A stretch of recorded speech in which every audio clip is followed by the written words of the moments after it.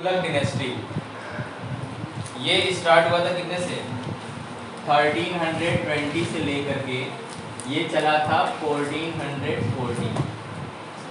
ये अभी तक का सबसे लॉन्गेस्ट डिनेस्टी है, मतलब उस टाइम पर जितनी भी डिनेस्टी चल रही थी उनमें सबसे लंबा डिनेस्टी यही चला था। कौन सा? तुगलक डिनेस्टी। तुगलक डिनेस्टी का जो फाउंडर था वो कौन था? गियासुद्दीन तुगलक। गियासुद्दीन तुगलक। गियासुद्दीन तुगलक जिसका पहले नाम क्या था? गाजी मलिक। क्या नाम था? गाजी मलिक। खुसरो खान ने मार दिया था किसको? कुतुबुद्दीन मुबारक खिलजी को। और खुसरो खान को मार दिया था किसने? गाजी मलिक ने। और गाजी मलिक ने मार करके एक नया डिनेस्टी स्टार्ट किया जिसका नाम क्या था? तुगलक डिनेस्टी। और अपना नाम बदल करके आ गया किस नाम से? गियासुद्दीन तुगलक के नाम से। ठीक है। उसके बाद सबसे लंबी डिनेस्टी ये है। ये थोड़ा समझदार था बट उतना भी नहीं जितना कह सकते हो। इसने अपने राज्य में सबसे ज्यादा, मतलब सबसे ज्यादा नहीं, स्टार्ट करवाया था canal formation. Started canal. Canal समझते हो? नहर। कैनल मतलब क्या?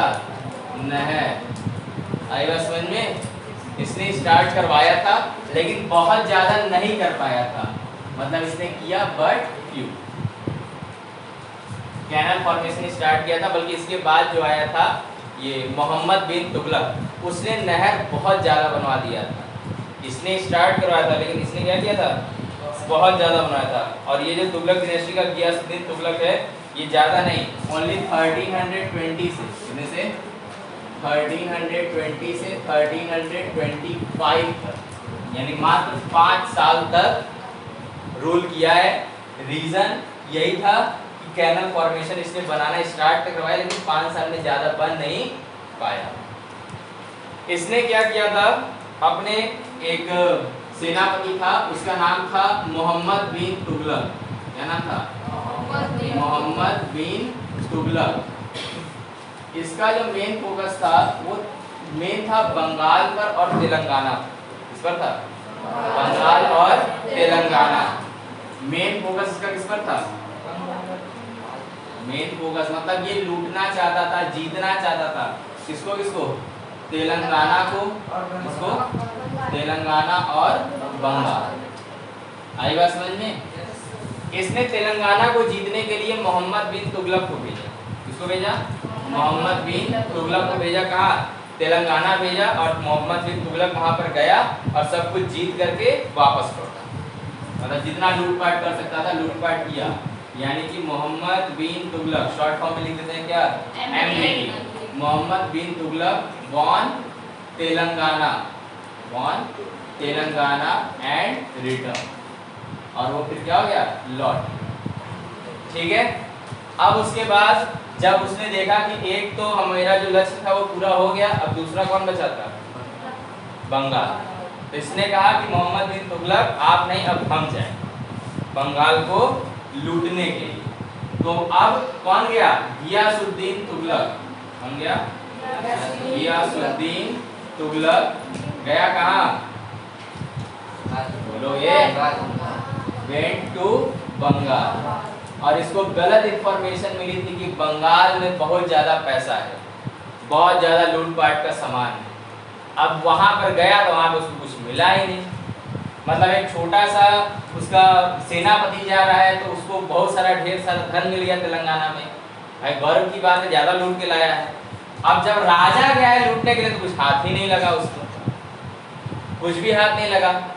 तो Ghiyasuddin Tughlaq went to Bengal but didn't get anything interesting. बहुत ज्यादा उसको इंटरेस्टिंग चीज नहीं मिला। अब उसका तो मुंह लटक गया कि बेकार में चले आए, इतना राजा, बड़ा नाम भी और दर्शन छूटे। तो गियासुद्दीन तुगलक वेंट टू बंगाल, क्योंकि उस वक्त बंगाल जो था ना वो क्या था? कंगाल था। तभी तो नहीं मिला उसको।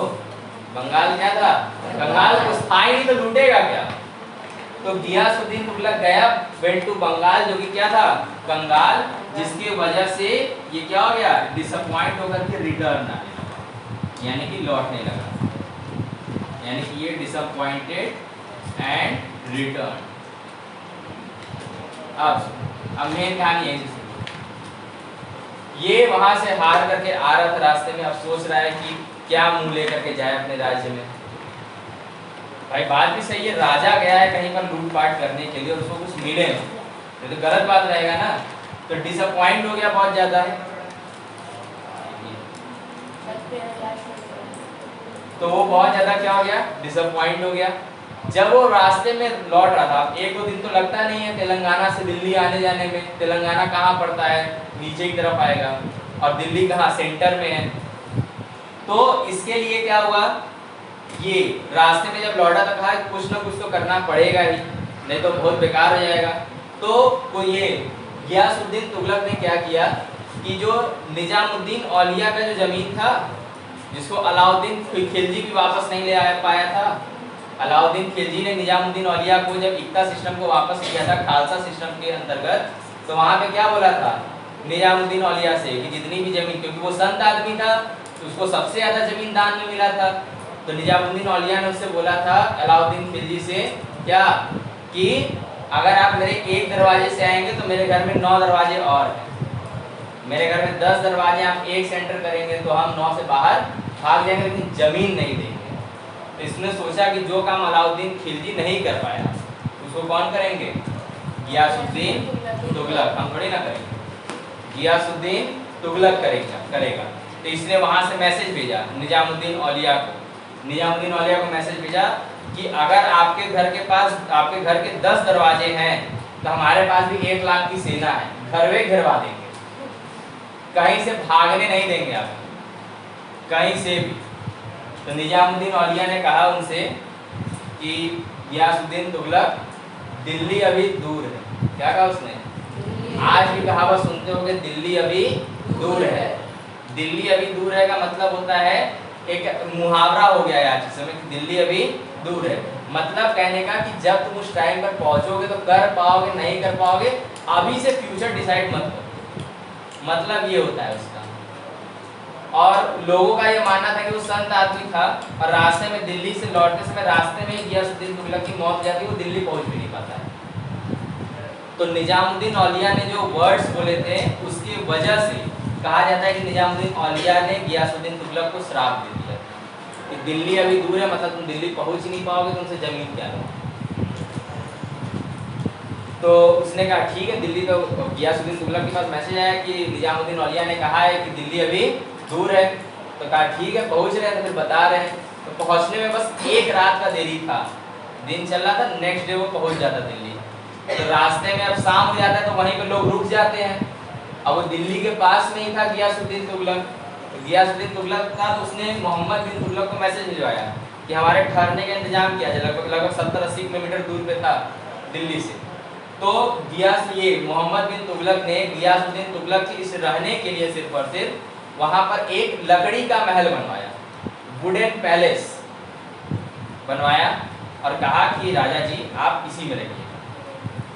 उसमें रहने का उसने इंतजाम करवाया, और रात को महल ही गिर गया, रात को महल ही गिर गया। मोहम्मद बिन तुगलक ने अपने जीवन काल में, लाइफ टाइम में बहुत गलतियां की, शुरुआत वहीं से किया, गियासुद्दीन तुगलक को मार के मारा, क्या हादसा था, घटित हो गया। अब इसी को लोगों ने कह दिया कि निजामुद्दीन औलिया ने उसको क्या दे दिया, श्राप दे दिया, और वहाँ पे वो जो वुडन पैलेस था वो गिर गया और गियासुद्दीन तुगलक मर गया। और गियासुद्दीन तुगलक के मरते ही नेक्स्ट कौन आ जाएगा,